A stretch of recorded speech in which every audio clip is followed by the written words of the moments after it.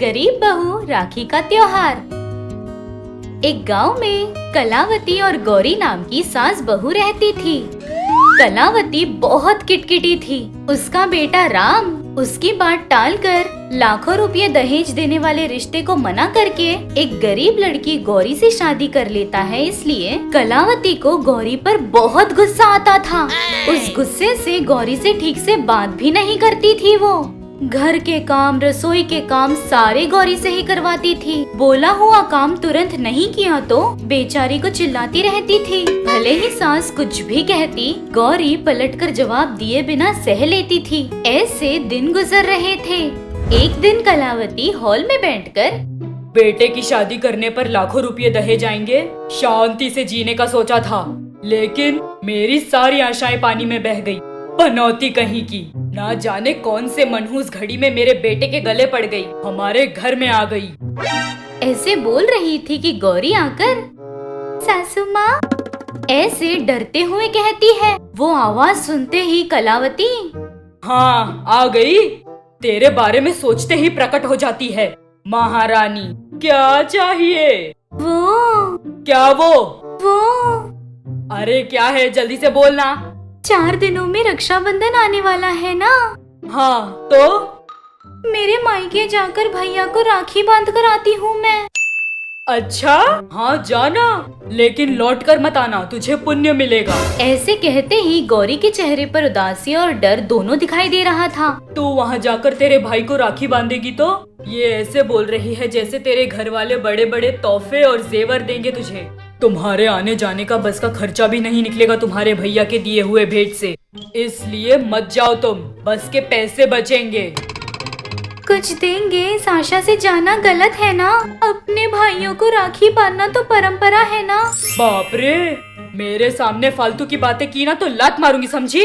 जा अंदर। राखी बोलती है राखी, ऐसे जोर से कहती है। गौरी कुछ बोले बिना वहाँ से रोते हुए चली जाती है। अपने मायके में नहीं जा सकती, इसलिए गौरी हर दिन उदास होती रहती थी।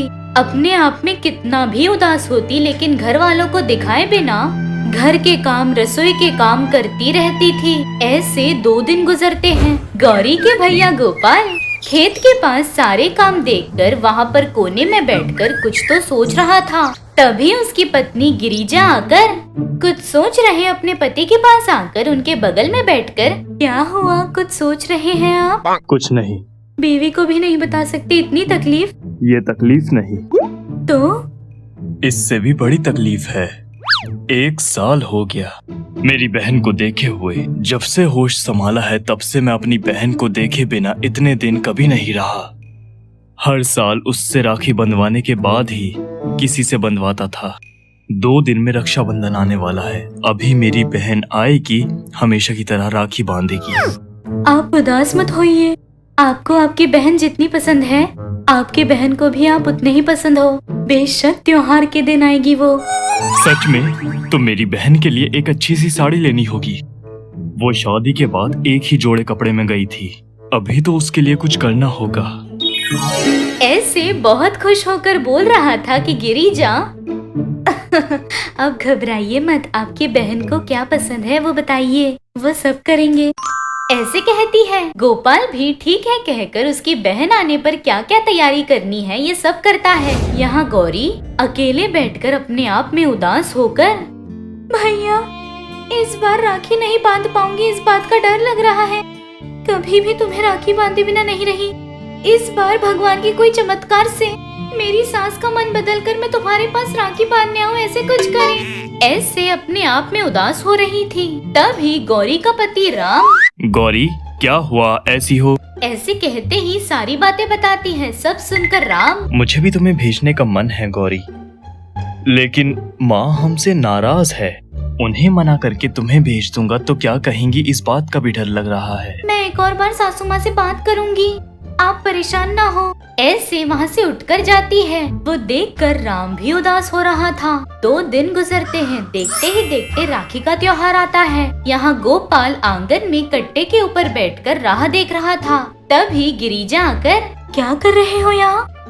वो गौरी का इंतजार कर रहा हूँ। गाँव आएगी तो घर नहीं आएगी, आइए अंदर, वो आ जाएगी ना। ऐसे बोलकर गोपाल को जबरदस्ती अंदर ले जाती है। भले ही गोपाल अंदर आया था, लेकिन उसकी नजर रोड पर थी। घर पे घड़ी को देखकर, रोड की तरफ देखकर, अभी तक क्यों नहीं आई? अरे आ जाएगी, थोड़ा धीरज धरो। तुम्हें क्या पता गिरिजा, 1 साल हो गए बेचारी को देखे हुए, मन नहीं करेगा क्या? ऐसे कहते ही गिरिजा मन में, ये कब से अपनी बहन की राह देख रहे हैं। घड़ी में 2 बज रहे हैं। अब अगर वो नहीं आई तो इनका क्या होगा, ऐसे मन में सोच रही थी। यहाँ गौरी हाथ में एक थैली लेकर कलावती के पास आकर, सासू माँ, मैं अपनी माँ के यहाँ जा रही हूँ। मना किया था ना? आपने मना किया, लेकिन मैं जाऊंगी। मेरे भैया इंतजार कर रहे होंगे। हाँ तो करने दे। इंतजार करने वाला जमीन तेरे नाम कर देगा क्या? करने दे। नहीं सासू माँ, मैं जाऊंगी। जाएगी तो आना नहीं। ऐसे बोलते ही गौरी को बहुत गुस्सा आता है। मैं गरीब घर की लड़की हूँ, दहेज नहीं ले आई, इसलिए आपको इतना गुस्सा है ना? आप भी इस घर की बहू हैं, लेकिन जब आप इस घर में आई थी तो आप कितने दहेज ले आई थी, मैंने आपसे पूछा क्या? अगर मैं आपसे ऐसे पूछूं तो कैसे लगेगा? और वैसे भी मैं कोई जलसा करने जा रही हूँ क्या सासू माँ? अपने भैया को राखी बांधने जा रही हूँ। भाई बहन का रिश्ता क्या है ये आपको समझ नहीं आएगा। आपका भी एक बड़ा या छोटा भाई होता तो पता चलता। एक बात पूछती हूँ, आप कौन होती है सासू माँ, मुझे मेरे भाई से दूर रखने वाली? मैं जाऊंगी, वापस आऊंगी, क्योंकि ये मेरा घर है। बहू के रूप में ये मेरा है। क्या रे, जुबान चल रही है? हाँ, क्या है? मैं इतने दिन से ये सोचकर सह रही हूँ कि आप मेरी सास हैं। इस घर की मुखिया होने पर आपको इज्जत दे रहे हैं तो आपको वो संभाल कर रखना चाहिए। लेकिन जिस दिन आपने ये सोचा कि आप मेरे भाई और मेरे बीच में आएंगी, सारा अभिमान कम हो गया। और आपसे मैं क्या बात करूंगी अब? क्या रे?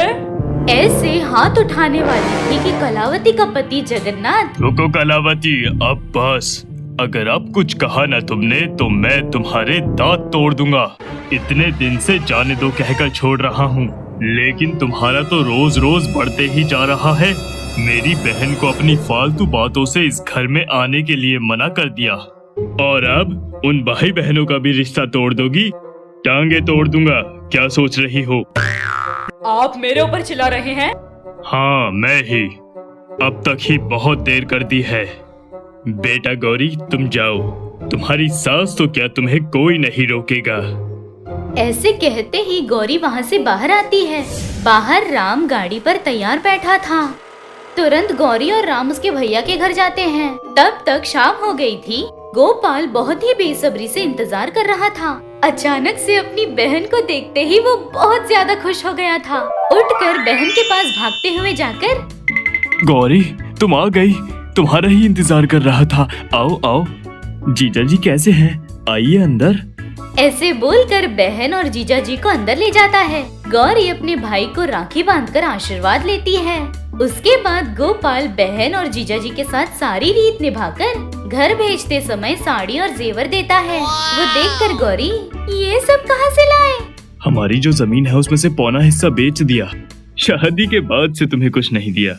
मायके की तरफ से ये गिफ्ट्स हैं, ये ले लो। मैं इन सारी चीजों के लिए नहीं आई थी भैया। मुझे पता है, लेकिन ससुराल जाने वाली बहन को खाली हाथ कैसे भेज दूं मैं? मेरी बात को टाले बिना तुम्हें लेना होगा। ऐसे बोलकर बहन को वो सारी चीजें देता है। भाई बहन के बीच में ऐसा प्यार देखकर गिरिजा और राम शॉक हो जाते हैं। ऐसे गौरी गरीब है, इसलिए उसके सास की ताने सुनने के बावजूद उसकी सास को सुनाकर वो भाई को राखी बांधने आई थी। अपनी जायदाद में से थोड़ा हिस्सा बहन को देकर बहन पर प्यार जताता है गोपाल। ये है भाई बहन का प्यार। तो फिर हमारे महा टीवी से जुड़े हुए हर एक घर के भाई बहन को महा टीवी की तरफ से रक्षाबंधन की हार्दिक शुभकामनाएं। सास बहू की अमेरिका ट्रिप। एक गांव में सरिता और सत्यम्मा नाम की सास बहू रहते थे। दोनों एक से बढ़कर एक कंजूस थे। एक दिन सरिता हॉल में बैठी हुई अपनी सास के पास आकर बोली, सासू माँ, चले क्या? कहाँ जाएं? अरे अब भूल गई क्या? आज पंकज के घर बर्थडे पार्टी है ना, वहीं चलते हैं। अरे फंक्शन और बर्थडे पार्टी मैं कैसे भूल जाऊंगी? मैं तैयार होकर बैठी हुई हूँ। मैं बस सोच रही थी कि तू पार्टी में ही आ रही है या कहीं और जा रही है। अरे सासू माँ, फोकट का खाना और पीने के लिए ठंडा सा कूल ड्रिंक, ये सब छोड़कर मैं कहाँ जाऊंगी। चलिए चलिए, देर हो रही है। सासू माँ, पार्टी पे आए हैं लेकिन खाली हाथ आ गए, कोई प्रॉब्लम तो नहीं होगी ना?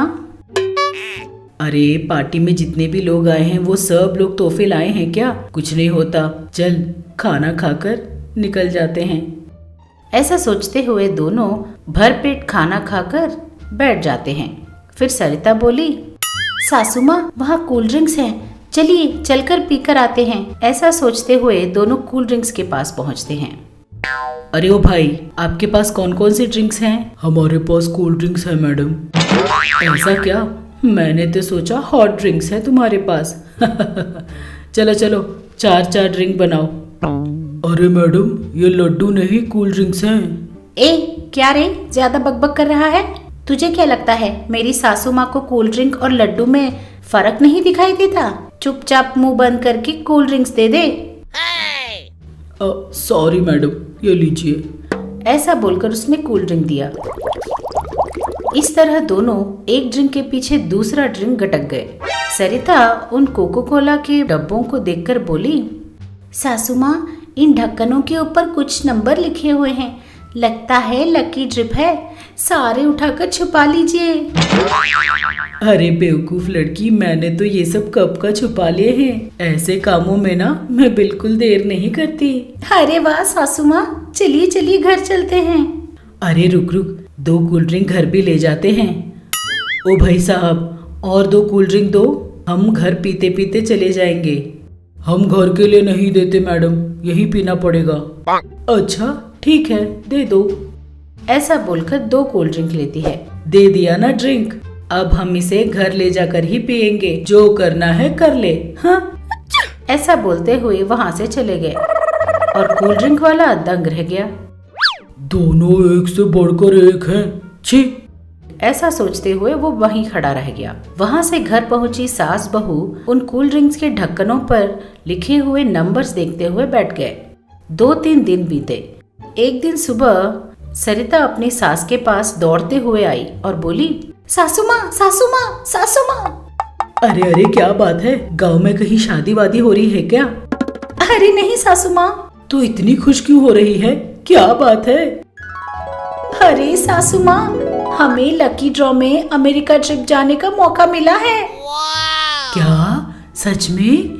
कितनी अच्छी खबर बताई है तूने मेरी बहू। जल्दी से रसोई में जा और शक्कर के 2 दाने ले आ, मुंह मीठा करते हैं।